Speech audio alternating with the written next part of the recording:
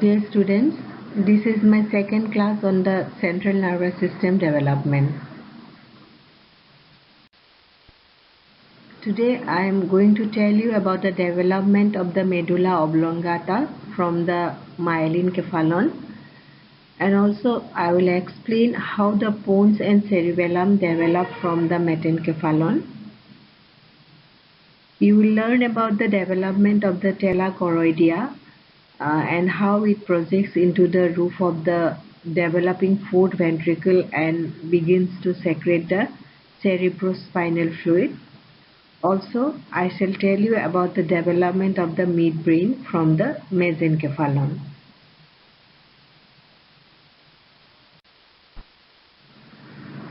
So in our last class, we did explain about the formation of the neural tube. I told you that the proximal part of the neural tube, it shows three primitive brain vesicles. These are the dilatations, and these brain vesicles are the prosencephalon, mesencephalon and rhombencephalon.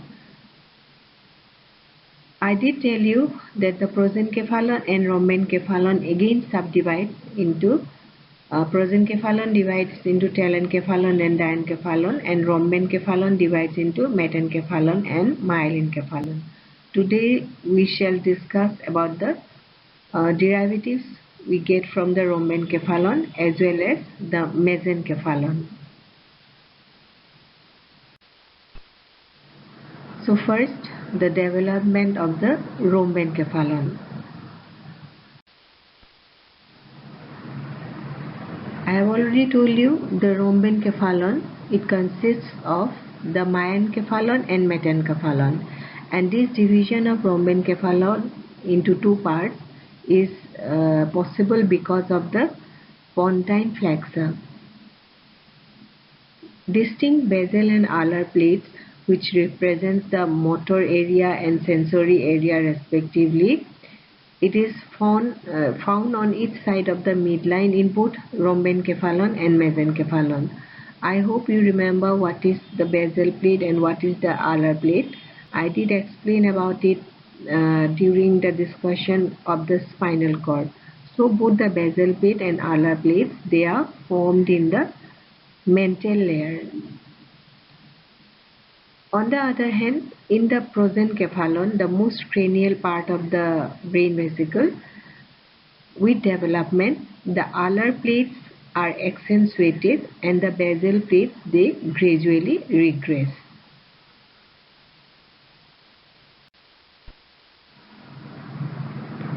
First, the development of the myelencephalon.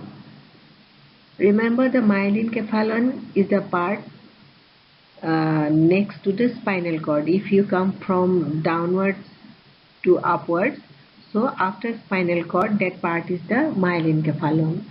So this myelencephalon, with development, it will form the medulla oblongata in the embryo. Medulla oblongata, it comprises of a lower closed part and an upper open part. In the first picture, you can see the pons, and below the pons it is the medulla oblongata. First picture is showing the anterior view of the medulla oblongata.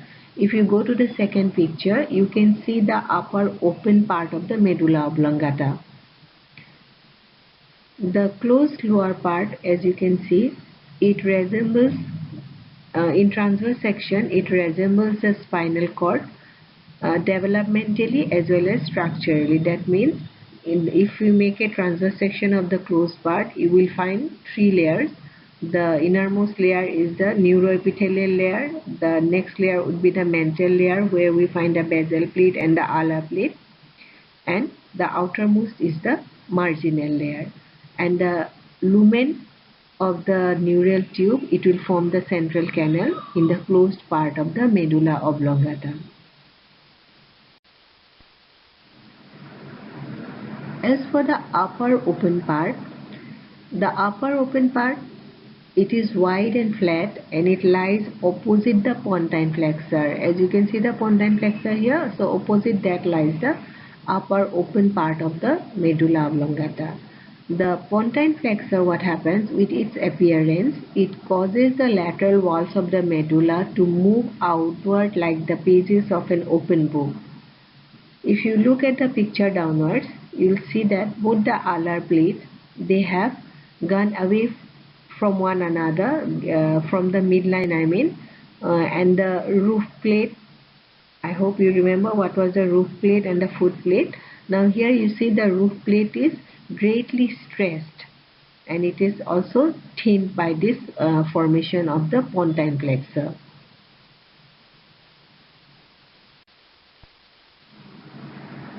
Now let us see what are the changes in the basal plate of the open part of the medulla oblongata. The neuroblast in the basal plate organizes into three motor nuclei on each side of the median plane. In the picture above, you will see the basal plate in red color and the alar plate in blue color, oval shaped blue color. So if you look at the picture downwards, you see that the basal plate, it has differentiated into three motor nuclei, and from medial to lateral side they are the somatic efferent, spatial visceral efferent, the intermediate one, and the most lateral one, it is the general visceral efferent. So these are the three motor nuclei which will develop from the basal plate in the open part of the medulla oblongata.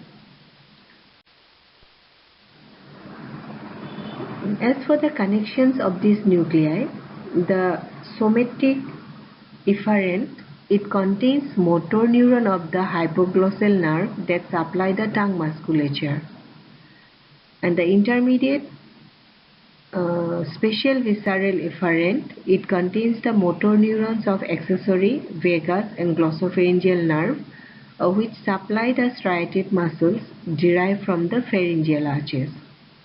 The general visceral efferent, it contains the motor neurons that supply the involuntary muscles of the respiratory tract, alimentary canal and the heart.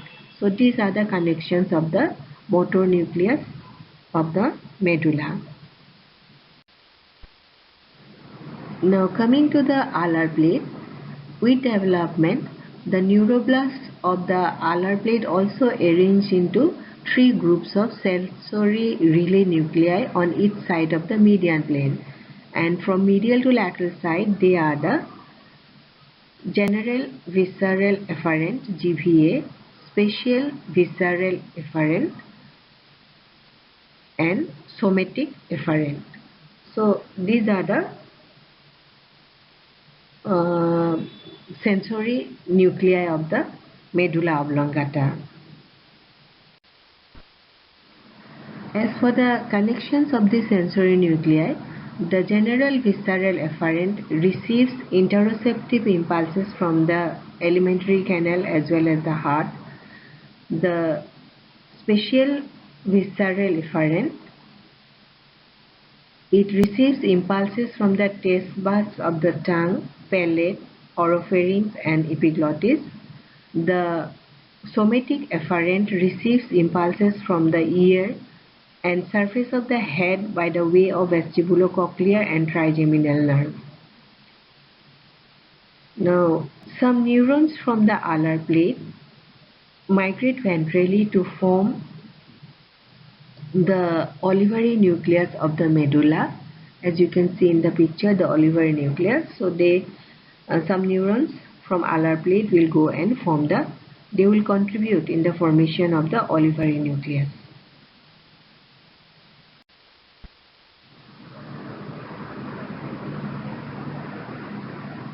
So I told you that with the formation of the pontine flexor, the roof plate of the upper part of the medulla oblongata, it is greatly stressed and thin out. So by this it forms the roof of the lower part of the fourth ventricle. The roof plate forms the roof of the lower part of the fourth ventricle. Now this roof plate, it is lined by ependymal cells. Ependymal cells, these are nothing but the neuroepithelial cells. The roof plate, it is then covered by the vascular pyometer, and together the ependymal cell or neuroepithelial cell and the vascular pyometer together they form the tela choroidea. Now with development, the tela choroidea, it forms some tufts and invaginate into the fourth ventricle.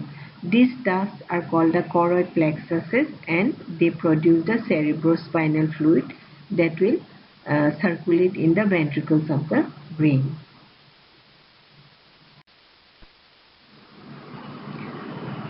Now let us see the development of the metencephalon. I told you the metencephalon, it will lead to the formation of the pons as well as the cerebellum.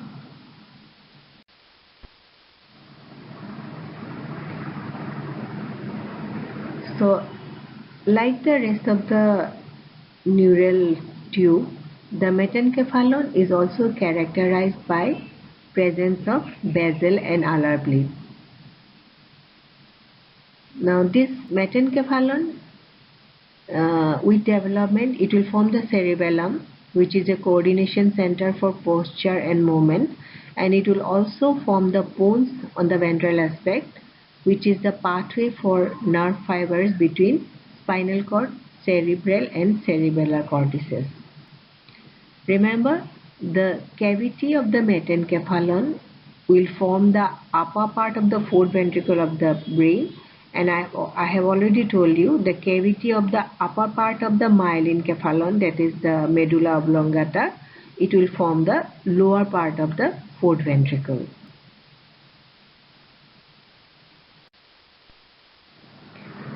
Now let us see how the pons develops. So the pons, it develops from the ventral aspect of the metencephalon. The pons also presents with three layers. This would be the ependymal layer, the innermost, the mental layer, the intermediate one, and the marginal layer, the outermost layer. The marginal layer, it also receives cellular contributions from alar part of the myelencephalon, and together it will give rise to the pontine nuclei.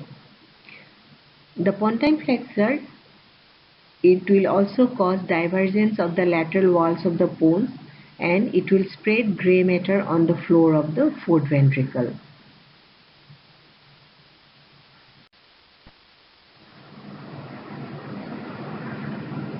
Now coming to the mental layer of the pons, we know the mental layer it comprises of neuroblasts. So neuroblast in its basal plate, it will develop into motor nuclei and organize into three columns on either side of the midline. Similarly, the neuroblasts in alar plate also develop into sensory nuclei and organize into three columns on either side of the midline.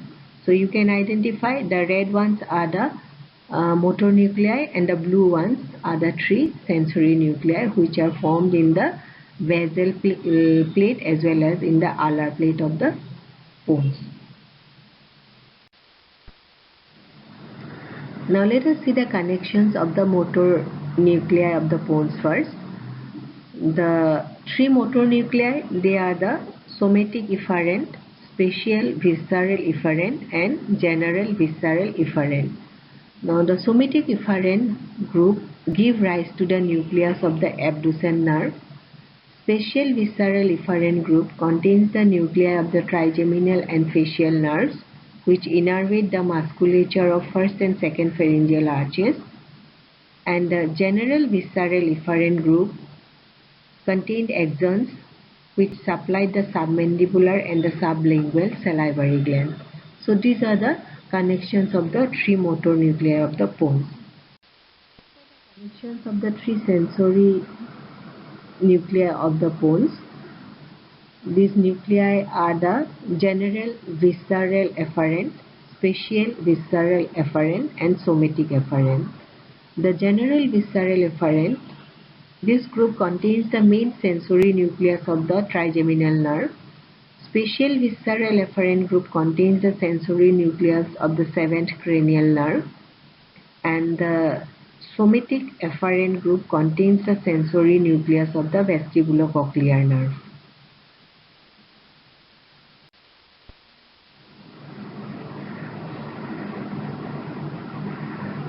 As for the marginal layer, the outermost layer of the pons, the marginal layer, it constitutes the ventral part of the pons. It contains the pontine nuclei, as you can see in the picture, the pontine nuclei. So it contains the pontine nuclei which which originates from the alar plate and various nerve fibers.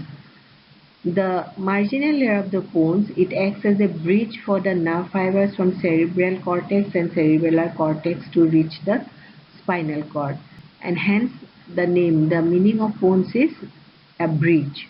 So it acts as a bridge for passage of fibers. Now axons of pontine nuclei grow transversely and enter the developing cerebellum to form the middle cerebellar peduncle.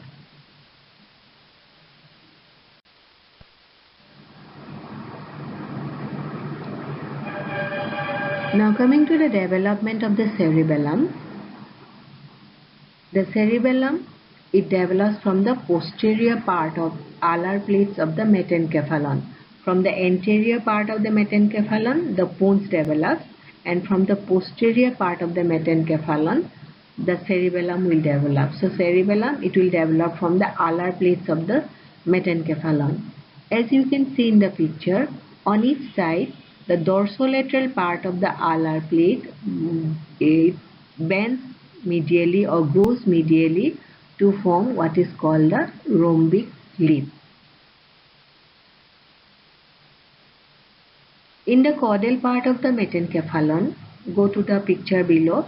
So in the caudal part of the metencephalon, you can see the rhombic leaves, they are widely separated from each other, whereas in the cranial part, the rhombic leaves, they approach each other and fuse in the midline with development.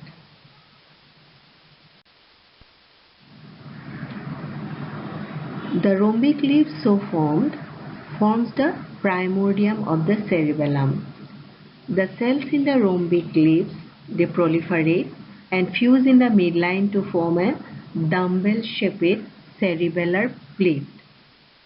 Now, during fusion, the rhombic leaves, they overgrow the upper half of the fourth ventricle and also overlaps the pons and the medulla.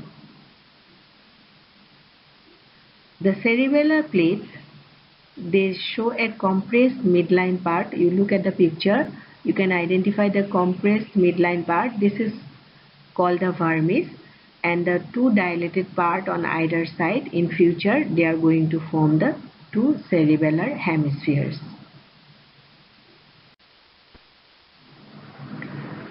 By 5th month of development, some fissures develop on the developing cerebellar surface, and also there would appear the folia of the cerebellum with development.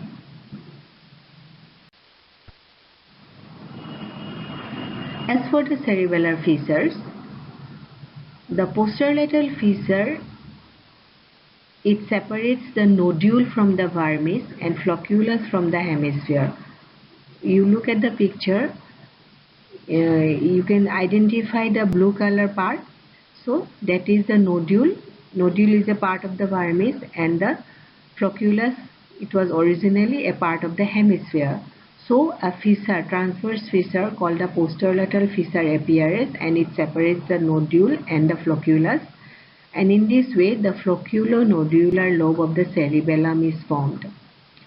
Flocculonodular lobe is phylogenetically, it is the most primitive part of the cerebellum called the archicerebellum, and it is concerned with balance and equilibrium.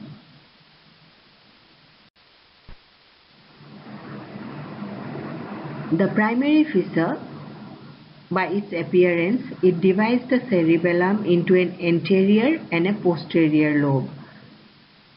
So the anterior lobe, the pink color in the picture, that is the anterior lobe. The vermis and the anterior lobe, they form the paleo-cerebellum, which is associated with sensory data from the limbs, and the posterior lobe, the yellow color, the posterior lobe forms the new cerebellum, which is concerned with selective control of limb movements. So this is how the fissures appear in the cerebellum.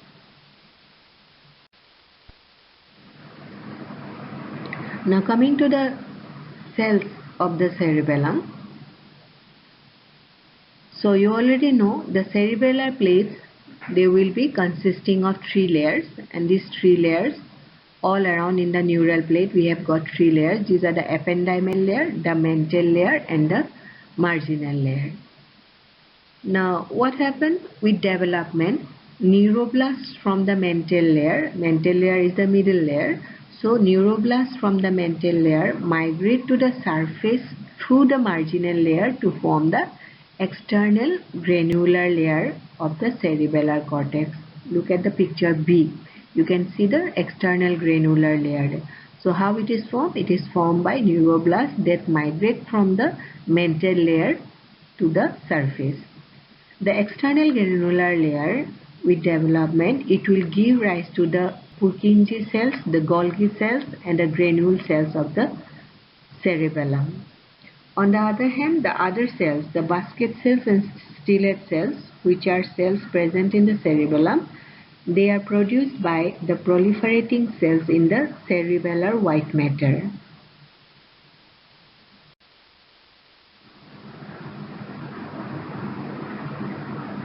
The cerebellum, both the cerebral hemispheres, they present with 4 nuclei, and these nuclei, how they are formed? They are formed by neuroblasts that remain in the mantle layer. So many of the neuroblasts, they migrate to the surface to form the external granular layer, but some of the neuroblasts, they remain in the mantle layer and they differentiate into various nuclei of the cerebellum. So cerebellum, each half presents with 4 nuclei. These are the dentate nucleus, emboliform nucleus, globose nucleus and fastigial nucleus. I hope you can identify these nuclei from medial to lateral side in the picture.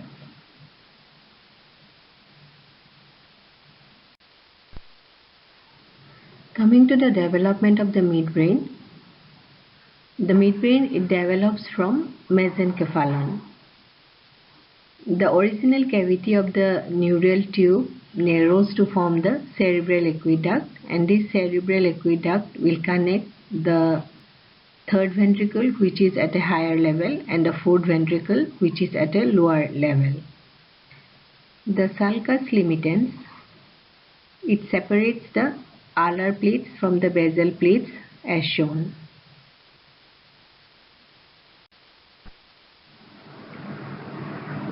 Now coming to the derivatives of the basal plate in the mesencephalon.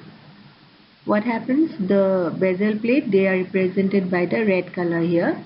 So neuroblasts of the basal plate, they organize into 2 groups of motor nuclei. These are the somatic efferent and the visceral efferent. Somatic efferent, it is represented by the oculomotor and trochlear cranial nerves, which innervates the muscles of the eye. On the other hand, the general visceral efferent is represented by Edinger-Westphal nucleus, which innervates the sphincter pupillae muscle of the eye.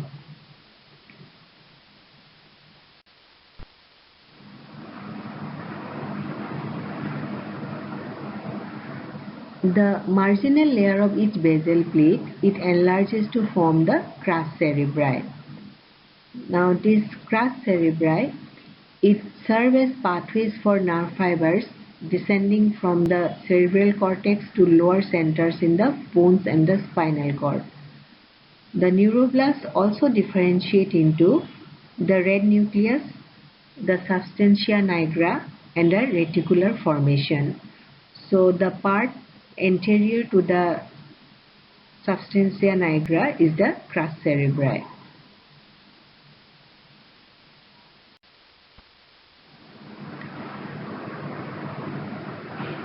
As for the alar plates, the neuroblasts of the 2 alar plates and the original roof plate form the tectum of the midbrain. Now soon a transverse groove appears and divides the tectum into superior and inferior colliculus. Together the superior and inferior colliculus, they are called the corpora quadrigemina.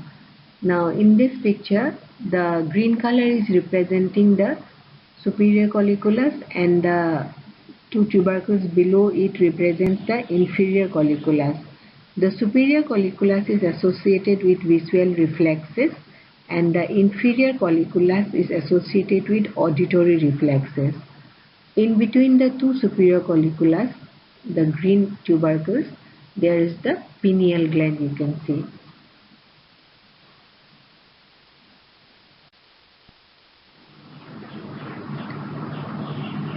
The tectum of the midbrain is formed in the dorsal part of the mesencephalon, and the superior colliculus and inferior colliculus, they develop on the tectum.